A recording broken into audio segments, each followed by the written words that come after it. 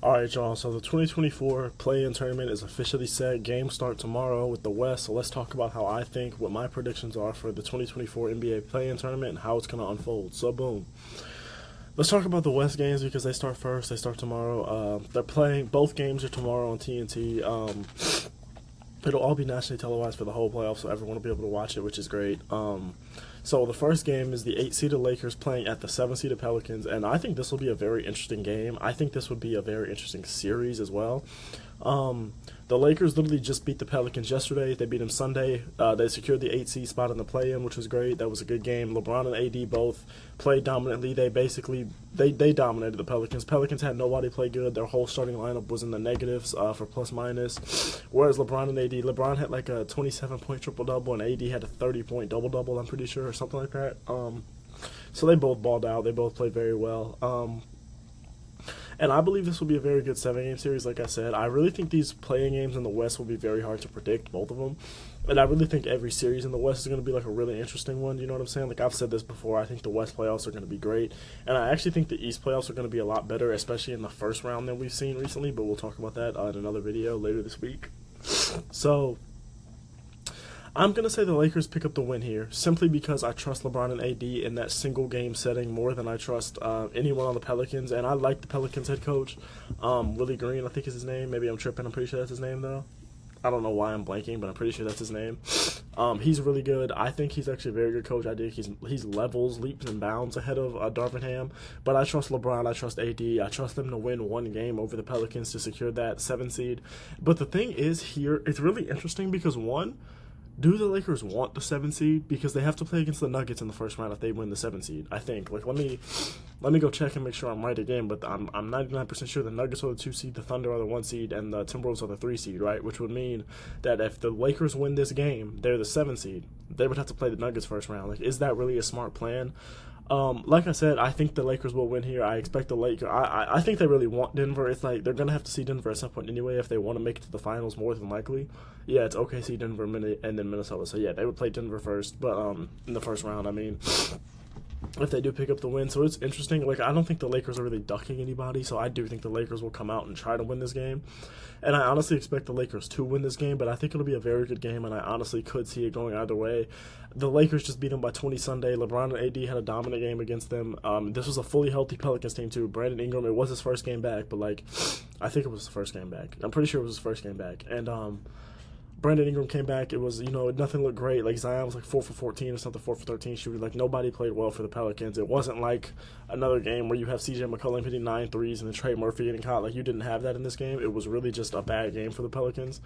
And I don't expect that to happen again, but I do think the Lakers will beat them. But like I said, I can honestly see this going either way. The Pelicans have a lot of good, lengthy defenders, and like I just said, they can get hot from deep at any time. And with the Lakers being a team that allow a lot of threes and don't shoot a lot and don't make a lot of threes, it's really, if you get hot against them, it's really easy to beat them. You know what I'm saying? Like, not easy. It's never easy to beat a LeBron AD-led team, but when you get hot against them, it becomes easier to beat them because it's like they're not going to get hot from 3 to match you, and if they do, they are not going to be capable of getting as hot as a team like the Pelicans can. So I could see this going either way, but I have to make a pick. I have to be definitive. I'm going to say I take the Lakers to win this game. And pick up the 7 seed, and then play the Nuggets in the first round, which we would talk about.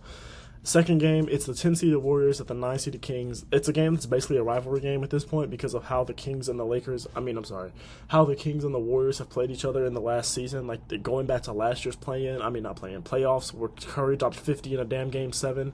And there was a lot that went on in that series with Draymond stopping Sabonis, and then I think they literally played like 3 times in the first month of the season too, so it felt like we were seeing the Warriors and the Kings play damn near every night.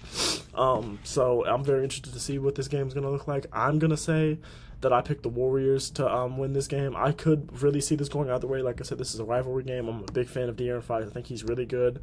I think Keegan Murray's a really good, like, one of those players that in a year or two he's going to be one of those guys that's like, oh, this might be crazy to say. I think he's really going to be one of those guys that has a similar ceiling to, like, J-Dub. Now, I think J-Dub has shown more earlier in his career. Well, not earlier. I think they're actually both in the same year. Are they? Keegan Murray's actually older than him, I think. Keegan Murray might be a year or two older than J-Dub. But I know that I'm just saying I believe those are two players that are like similar. I think those are two players with similar ceilings, so I think Keegan Murray's a great piece. But the problem here is I don't trust Sabonis in the playoffs. He hasn't played well in the playoffs. Now, he had a great season this year, but he had a good season last year too. And he still didn't perform in the playoffs. Now, I'm interested to see what this game is going to look like. Like I said, the fact that it is a single game I think actually helps the Kings a lot. But the Warriors have been so good on the road. I don't trust Sabonis in the playoffs. Malik Monk is out, which is a big thing, especially for their bench. And he was good when he was even playing with the starters. He wasn't starting, but even in his minutes where he's playing with the starters, with most of the starters, like, he is very good. Like, Malik Monk is their third best scorer. If you think, like, I would say he's probably their third most consistent, best scorer. You got Kevin Huerter too. You got Keegan Murray too. You got Harrison Barnes in there. So they got a lot of good pieces. They have makings for a really good team. I like the Warriors more. I trust Steph. I trust that big three over there. I trust Kuminga with the season he's had. I'm really interested to see if Trayce Jackson-Davis and Podziemski can have a good play-in tournament, to see if they can even make the playoffs, but a good play-in tournament the same way they both had very good rookie years. So I'm really interested to see this game. I think the Warriors are going to win. Like I said, I could really see this going either way, but I don't see the Warriors being that team where – I don't think the Warriors will make the playoffs, just because no 10 seed has ever made it, but I don't think the Warriors are going to lose to the Kings in the first game either, especially with Wiggins has been playing very well. Kuminga, he's got a few games under his belt from returning from injury. Clay's been hot recently.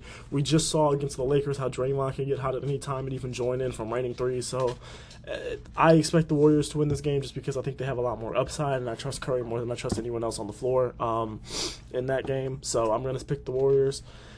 And I think if Curry can play well, and if he can play himself out of this slump he's been in since the All-Star break, I do believe the Warriors can make the playoffs. And even if he doesn't, I believe the Warriors can make the playoffs, just because they are such a talented team with a lot of depth, a lot of vets, with a lot of pieces that we trust. So I do believe the Warriors can make it. I'm honestly starting to lose a little faith in Steve Kerr with his rotations and with the way he's kind of managed this team, and the personalities and everything with this team recently, especially with like how the whole Jordan Poole incident went down and everything. So I do have a lot of questions about the Warriors. But like I said, the Warriors have been very good on the road this year. They are 25-16 on the road this year. They've been very good. So I'm going to pick the Warriors to win this game. I'm going to say the Kings get eliminated by the Warriors. I'm going to say the Warriors go on to play. It would be either the Lakers or the Pelicans. It would be whoever loses, but I'm going to say that would be the Pelicans. So let's say Warriors-Pelicans second round of the play-in. I'm gonna pick the Pelicans here. Like I said, I think the Warriors can win this game, but the Pelicans got a lot of lengthy, defensively good, with a lot of offensive firepower as well. Like, they got a lot of those lengthy defensive wings, defensive forwards, defensive guys that can also get hot offensively and that can do a lot of things like that. Trey Murphy and Herb Jones are both shooters, but they can both be athletic too. Like, I think Trey Murphy's the better offensive player, but you know what I'm saying? Like, Herb Jones is great defensively. I think he's one of the best defensive players in the game. So these are guys that like are great pieces. I like Jose Alvarado, especially with his defense. CJ McCollum with his shooting, you never know. Like, I don't trust his playmaking all the time, but with his shooting, with his vet experience, especially from his days with Portland, I do like him. I like Zion. I think he's a dominant force that I don't think the Warriors will be able to stop, especially, like, what are they going to do, put Draymond on him? Like, I don't know. The Warriors have a lot of lengthy, defensively good guys as well, but I trust the Pelicans here because of the 7th seed. They're going to be at home, and like I said, the Warriors have been great on the road. If there's anybody that can be the first 10 seed into the play, that can make it out of the play-in, I do believe it could be this year's Warrior squad for all the reasons I said before, but I don't think it's going to happen. I'm going to pick the Pelicans, so I'm going to say in the West, Lakers come out as the 8th seed, Lakers come out as the 7th seed, Pelicans come out as the 8th seed. Let's move on to the East. So let's start off with the game here that we knew was going to be happening for a long time. We just didn't know exactly who was going to be 9-10, but it did end up being what most of us thought it would be. Bulls versus Hawks with the Bulls at home. That's a Wednesday game. These are both Wednesday games in the East. So let's just keep it real. I don't give a damn about this game. I couldn't care less about this game. Both teams are teams that we believe are going to be seeing a fair amount of change come next offseason / going into the trade deadline next year.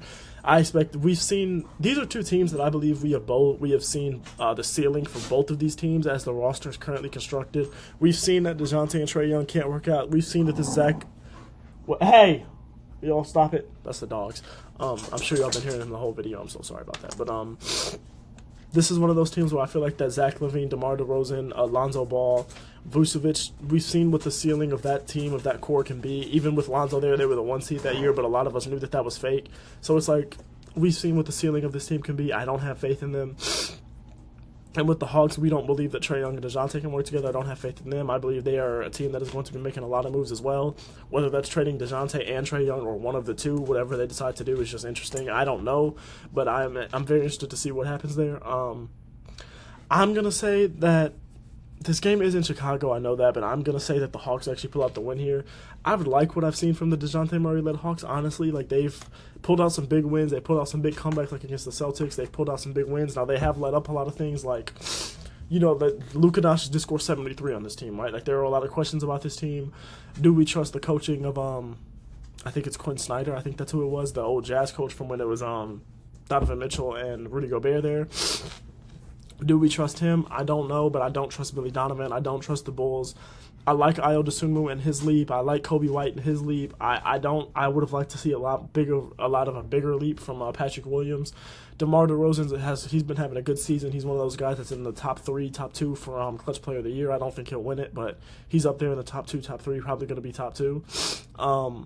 But I don't know. I'm personally, I don't know. Kyrie could be second, but I don't know. Him, Kyrie, and Steph are the top 3 for Clutch Player of the Year. I'm going to say the Hawks and DeJounte pull out the win here. I don't really care about this game. I don't think either one of these teams has a realistic chance of making it out of the play-in. I don't think either of these teams deserves to make it out of the play-in. They're so far behind. Like, this is just one of those games where I'm going to pick the 9-seeded Hawks. the 10-seeded Hawks over the 9-seeded Bulls.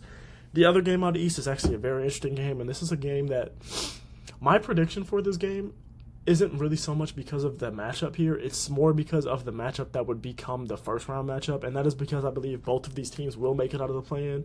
Like I said, I don't see I don't see the Bulls or the Hawks making it out, and I don't think they deserve to make it out. So I'm going to say that both of these teams make it out. It's the 8-seeded Heat versus the 7-seeded Sixers.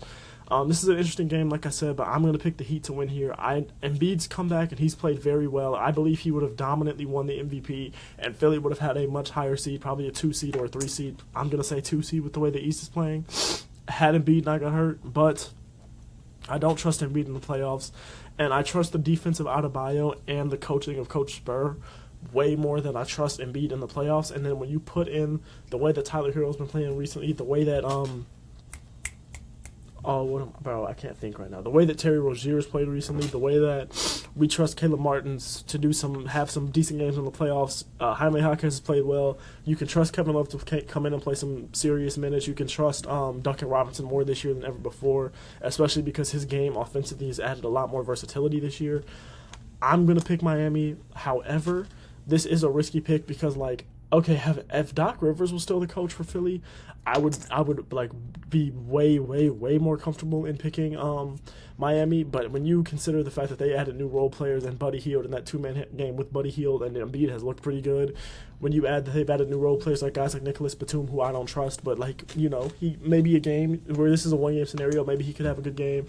They've added guys like Kelly Oubre who can always have a big scoring night, go out there, hit some threes, hit some dunks, do a lot of things, get the crowd into it, especially because this game is in Philly. There are a lot of questions here. This is a very good matchup for me. I'm picking the Heat mostly because I believe if the Heat become the 7th seed, if they clinch the 7th seed, and then they go up there and they face Milwaukee in the first round, especially with Giannis' injury, and we have questions about that injury, I genuinely believe the Bucks can lose to the Heat in the first round for the second year in a row. That's why I believe that Heat-Bucks matchup would be so interesting. That's why I'm picking the Heat to beat the Sixers. And I think the Sixers have a chance of winning. I think that my grandma just texted me. I think the Heat have a very, very good chance of I think the Sixers, and the Heat both have a very good chance of beating either the Celtics or the Bucks. I could see either one of them beating either team, except I think the Heat have a better chance with either team than the Sixers do, but I think they have a really, really good chance against the Bucks with all they've got going on. And like I said, Embiid's one of those guys where him, with the leap that Maxi's taken this year, with the coaching of Nick Nurse, with the good role players that they have now, they are a team that is scary for any first-round matchup. You do not want to be seeing them in the first round. But I believe a team that can take them on in the first round and beat them pretty confidently would be the Celtics. So I'm going to say Miami beats Philly in Philly and takes the 7th seed. And then I'm going to say that Philly beats Atlanta in Philly and takes the 8th seed. That's what I think is going to happen. Like I said, if Doc Rivers was still the coach, I'd be a lot more confident in the Heat. But I think these are honestly, 3 of these 4 games are very good playing games, and then when we go into the second round, I think the Western second round game is going to be good no matter who wins and loses in the first round, and then the East second round game, I expect it not to be as good, but like I expect 3 of the 4 first round matchups in the play-in to be very, very good matchups. I'd love to hear what y'all think about this. Y'all know I haven't uploaded a video in a few days. There hasn't been as much to talk about. I've been preparing, you know what I'm saying, kind of what's going to come out this week and next week for the playoffs and everything like that, and for the next few weeks with the playoffs and the finals, as all this stuff comes around, and with the MVP and everything like that coming out, the awards and everything. I'm sorry, y'all. Allergies are killing me right now. So I haven't been getting as many videos out, but you're going to get a lot of content over the playoffs and over the finals. So please be in the comment section. Y'all know I'm going to be in there. I'm going to be responding to all y'all comments in as timely of a manner as possible. I love talking to y'all. I love hearing what y'all think. I love when y'all ask me questions and stuff. So hit me up on Twitter. Hit me up in the comments. I love y'all. I appreciate y'all. Stay blessed. Stay praying. Thank you for watching as always. Please do not forget to like, comment, and subscribe. It helps me out a lot. Helps the channel out a lot. And I love y'all. I appreciate y'all. Thank you for everything. Love y'all.